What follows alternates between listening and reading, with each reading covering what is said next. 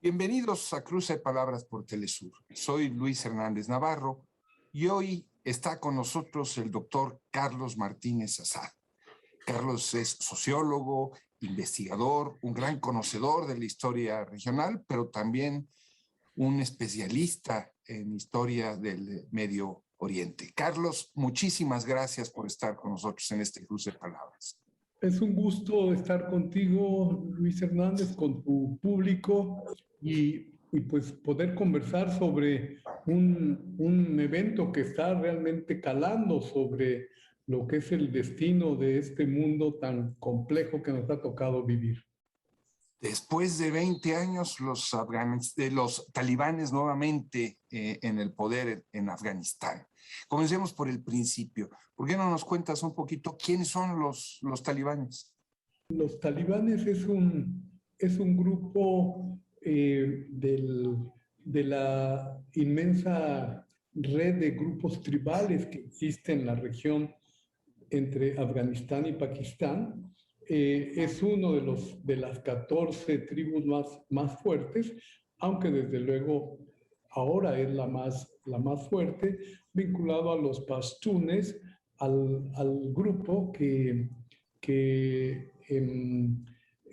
se consideró vinculado a los atentados de las Torres Gemelas en Nueva York, porque son los que le dieron cobertura a Osama Bin Laden y a la organización terrorista Al Qaeda. Yo creo que ahí es donde comienza realmente la presencia internacional de los talibán o talibanes, es decir, talibán porque es el llamado el pueblo del libro, pero talibanes como se les conoce incluso pues ya dándoles un sentido hasta peyorativo.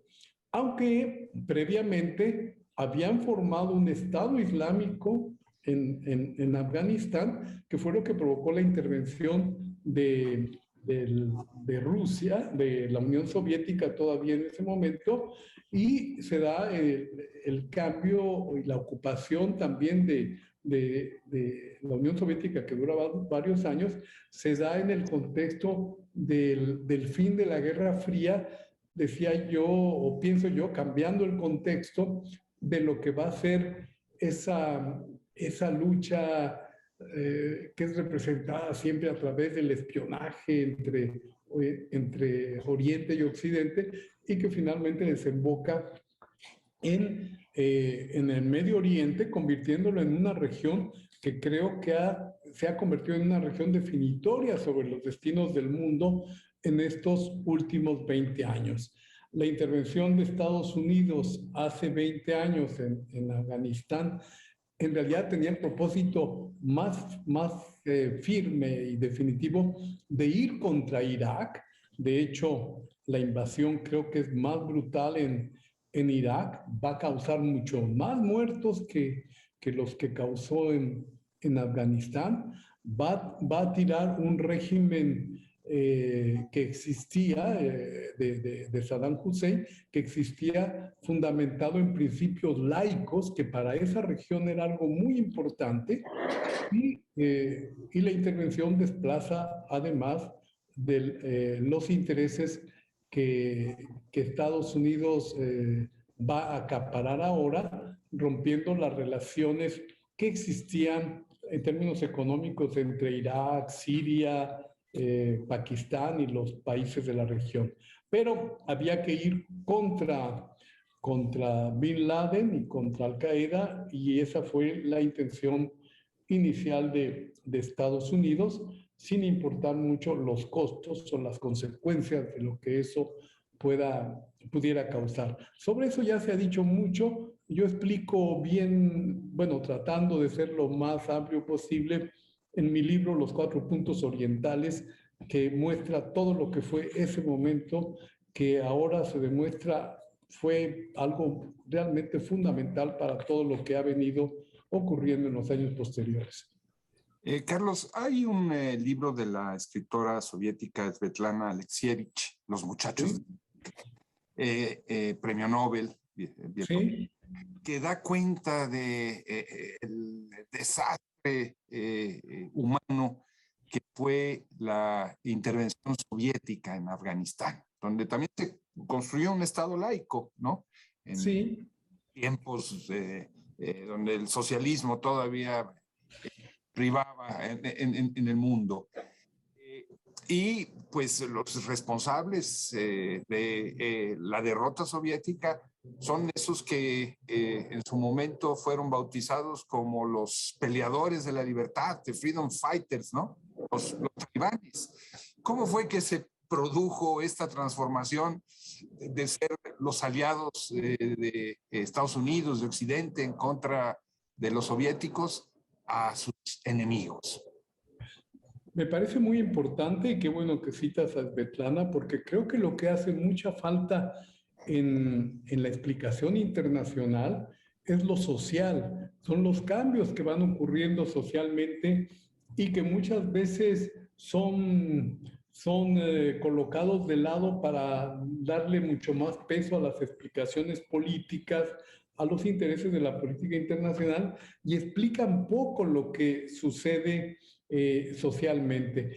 Y a mí me sigue pareciendo muy difícil explicar ese momento donde Afganistán era visto como un país, digamos, algo cercano a Siria, es decir, donde había una clase acomodada, un cierto avance de las clases medias y ciertamente un grupo empobrecido muy amplio, que creo que es lo que cambió mucho ahí, y creo que la pauperización, si le podemos llamar así para invocar un término marxista, creo que se extendió mucho y que los más desposeídos han encontrado un refuerzo en el asunto místico, religioso, que está vinculado desde luego a esa posición social desesperante, donde de veras la polarización que se alcanzó fue demasiado brutal. Bueno, ese momento que Svetlana lo hace para entender los soviéticos, creo que es un momento de cambio social muy impresionante que habría que explicar más. Fíjate que curiosamente, como además soy un cinéfilo también clavado, las películas que se hicieron en Afganistán en esos años son absolutamente brutales. Recomiendo mucho una que se llama Los niños del fin del mundo, que ojalá puedan ver, y la verdad no da uno crédito cómo pueden vivir de esa manera los afganos, ¿no? Viviendo prácticamente del desperdicio, de la basura, algo absolutamente bochornoso para el mundo moderno y de la tecnología de la que hablamos.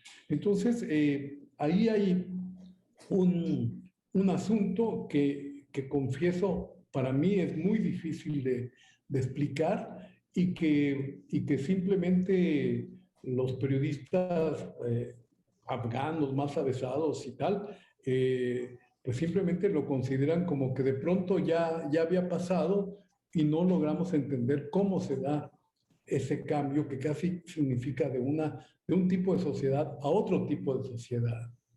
¿Te parece, Carlos, si vamos a una pequeña pausa? Claro, con gusto. Amigos, amigas, no se vayan, volvemos en muy breves instantes.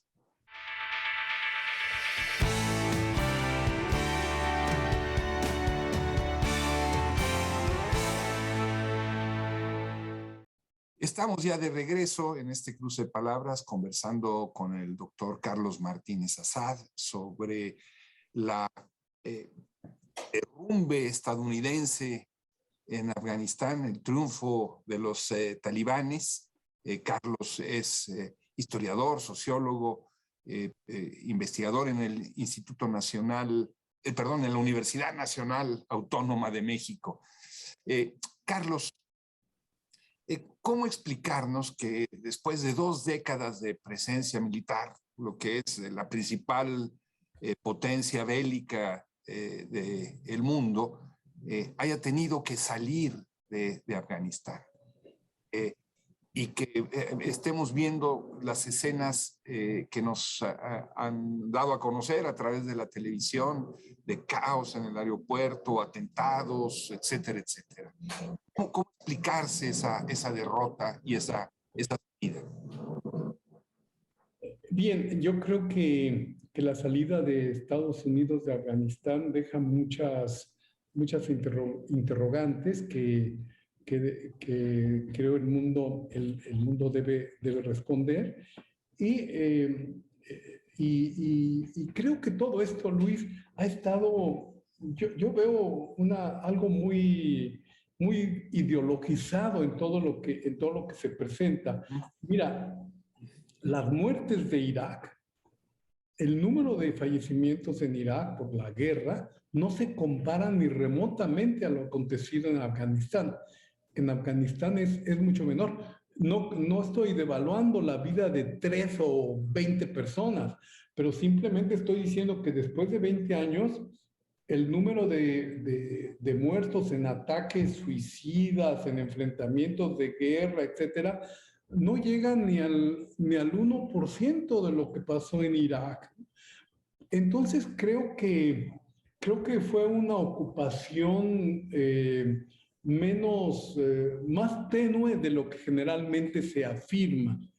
¿Y por qué se afirma esto? Eso habría que preguntárselo. Quizá tiene que ver con la dimensión que dio a todo esto lo que fue surgiendo a partir de la intervención de Estados Unidos en Irak, que fue esta polarización interna en el mundo islámico entre sunitas y chiitas, estas dos ramas del Islam que previamente no se había manifestado de esa manera. Te recuerdo que, pues, por cuestiones familiares y tal, he estado en vínculo con esos países y tú nunca preguntabas a nadie, ¿eres chiita o eres sunita? Digo, le preguntabas cuál es tu religión, te decía, soy musulmán, soy cristiano, pero no había las diferenciaciones que ahora este nuevo modelo ha impuesto y desde luego ha generado una oposición brutal cuando Al-Qaeda respondió más a los supuestos intereses sunitas y esa parte del mundo se polarizó entre los chiitas de Irán, parte de Irak, y los sunitas de Arabia Saudita, Emiratos Árabes, etcétera, que son los que resguardan la Meca y Medina, los sitios sagrados del Islam, que les da un enorme poder. Yo no quiero decir que esto sea una guerra religiosa, no lo pienso de esa manera. Sin embargo, creo que ahí hubo una polarización que también incentivó el tratamiento que se le da desde Occidente. Un Occidente que pienso no ha logrado entender ese mundo, lo quiere transformar a su imagen y semejanza sin éxito, porque ya lo estamos viendo en este momento en Afganistán. Ahora dice que fueron 20 años para establecer la democracia y tal. ¿No se les ha ocurrido que a lo mejor tiene que ser otro modelo político porque el suyo no ha resultado eficaz en todas partes del mundo? Digo, desde luego puede funcionar muy bien democráticamente Estados Unidos, Francia, etcétera, pero yo no veo que sea el modelo que tiene que prevalecer en todas partes. Ahorita otro programa podríamos dedicarlo al Líbano, donde tiene un año sin gobierno, porque los 18 grupos confesionales no se ponen de acuerdo en la forma de gobierno que quieren establecer. Entonces eso te da una dimensión de esas diversidades que se están manifestando y que ahora en Afganistán se ve claramente con unos talibán, Luis, que no son homogéneos. Tenemos varios grupos de talibán y por lo tanto no podemos realmente pensar en que se puede hacer una negociación confiable, clara, etcétera, cuando además ha aparecido una rama del ISIS, el llamado ISIS de Khorasan, que es una región que aglutina pakistaní, uzbekistanos, chinos. Es algo de una enorme complejidad que lamentablemente y tú como periodista me darás la razón, creo que el periodismo no está fomentando el periodismo de investigación. ¿Por qué razón? Porque, entre otras, no hay tantos recursos. Entonces, no se conoce in situ las regiones, los problemas que cada uno de estos grupos tiene. Claro. Hablando de periodistas, acaba de fallecer Robert Fisk, que estuvo sobre el terreno, entrevistó a Bin Laden en su momento. En uno de esos artículos de 2001, Fisk decía, oye, no se equivoquen, Afganistán no es un estado, Afganistán no es una nación, es una confederación de grupos tribales diversos, como tú lo estás describiendo. ¿Tú estarías de acuerdo con esta caracterización? No, es difícil pensar en Afganistán como un estado-nación como lo pensamos en Occidente.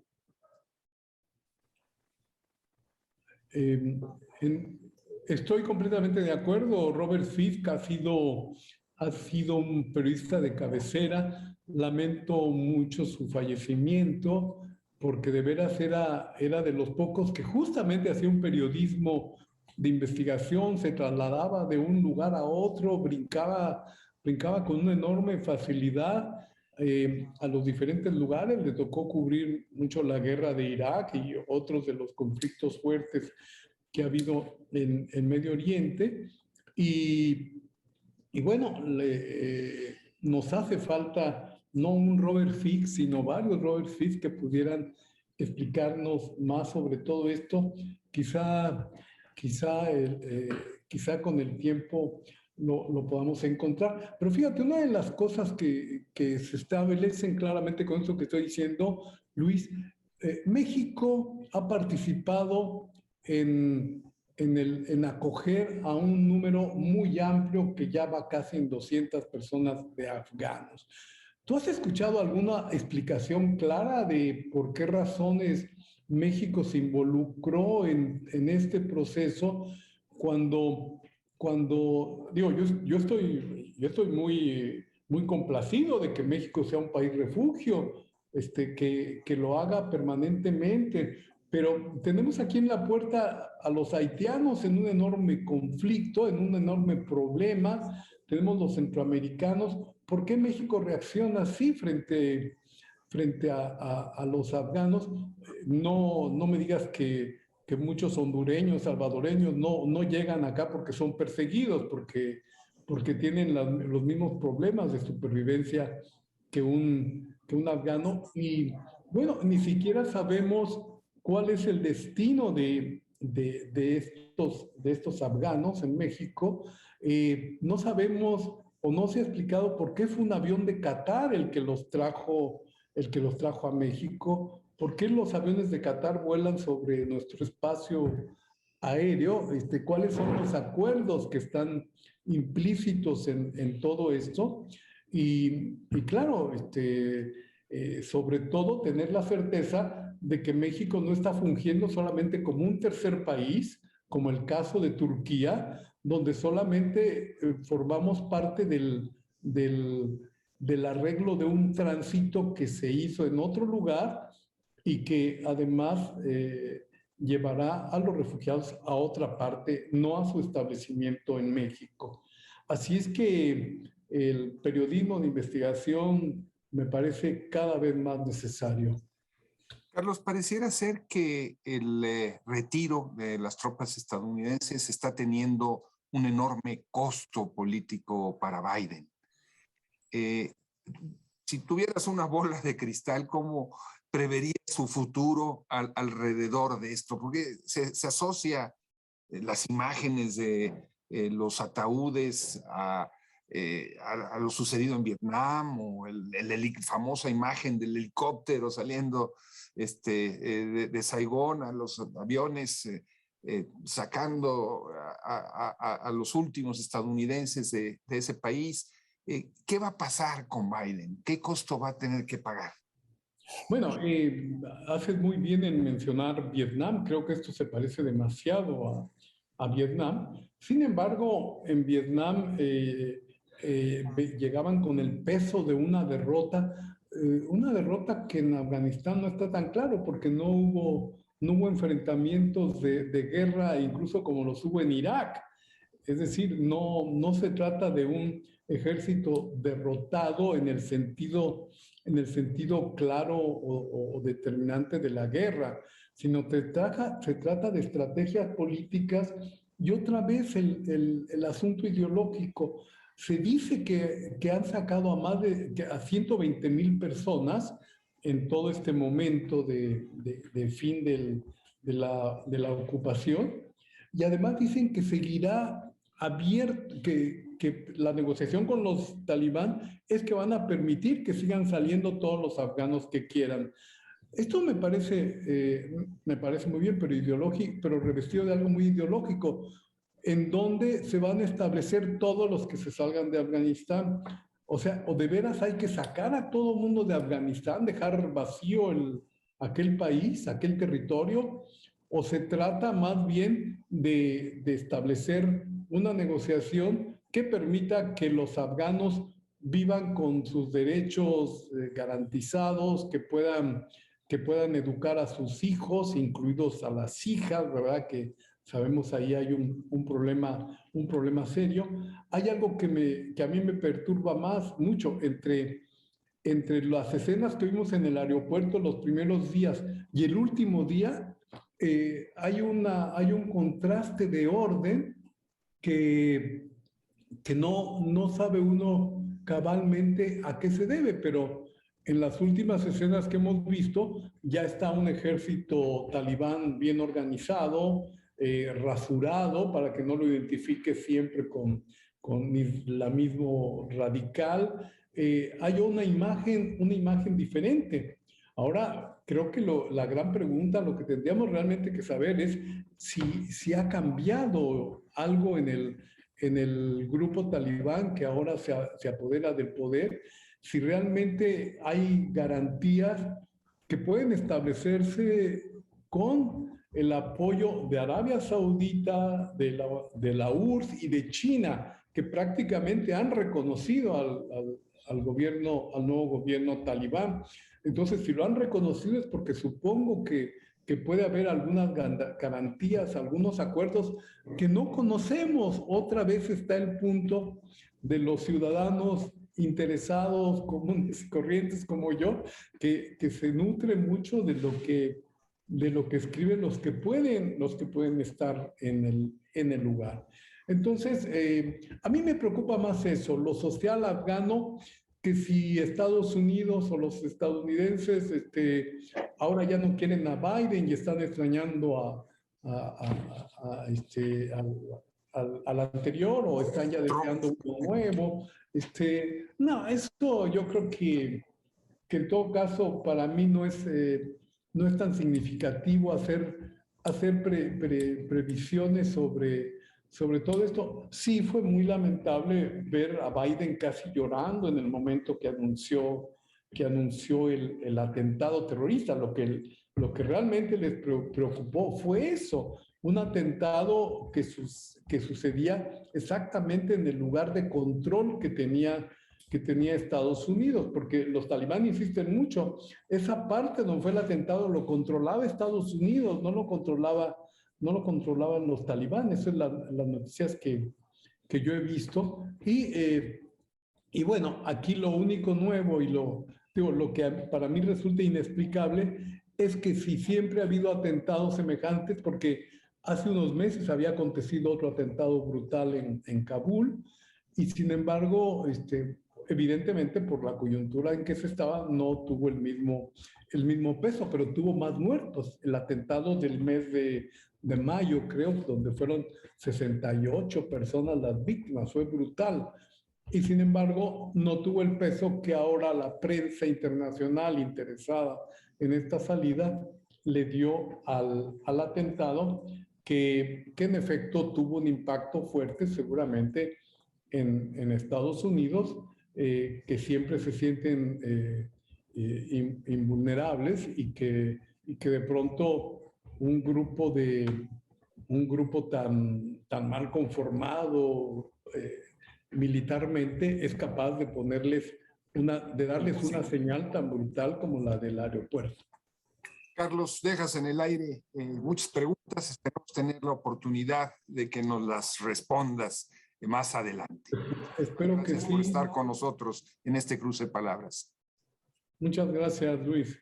Ustedes, amigos, amigas, muchas gracias por su amable hospitalidad el día de hoy. Ya saben, los esperamos la semana que viene aquí por Cruce de Palabras por Telesur. Hasta la próxima.